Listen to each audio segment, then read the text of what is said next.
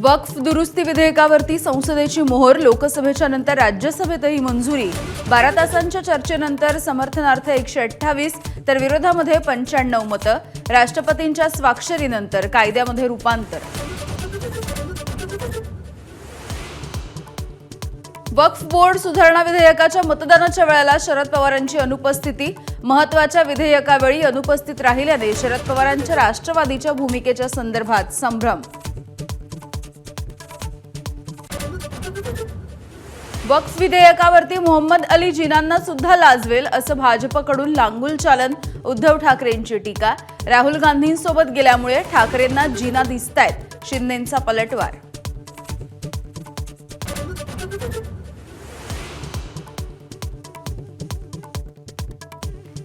शिर्डी, तिरुपती आणि अकाली तख्तवरती मुस्लिमांना घेणार का? माजी खासदार इम्तियाज जलील यांचा भाजपला सवाल।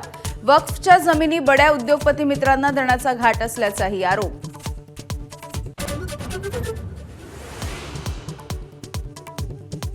मुख्यमंत्री फडणवीसांचा 100 दिवसांचा आराखडा बैठकांचा धडाका।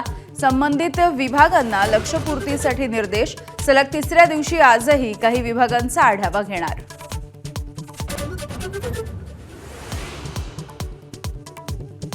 सुप्रीम कोर्टाचे न्यायाधीश संपत्तीचा तपशील सार्वजनिक करणार। माहिती वेबसाईटवरती करणार अपलोड।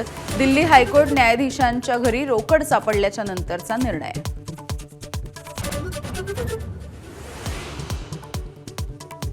नाशिक शहराला अवकाळी पावसाचा फटका। सातपूर फिडर सबस्टेशनमध्ये बिघाड।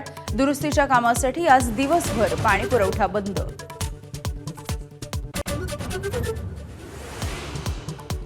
पुण्यासह रायगड, सातारा, महाबळेश्वरमध्ये अवकाळीचा तडाखा। वादळी वाऱ्यासह मुसळधार पावसामुळे अनेक ठिकाणी रस्तेही पाण्याखाली, तर आंबा, हळद आणि कांद्याचं मोठं नुकसान।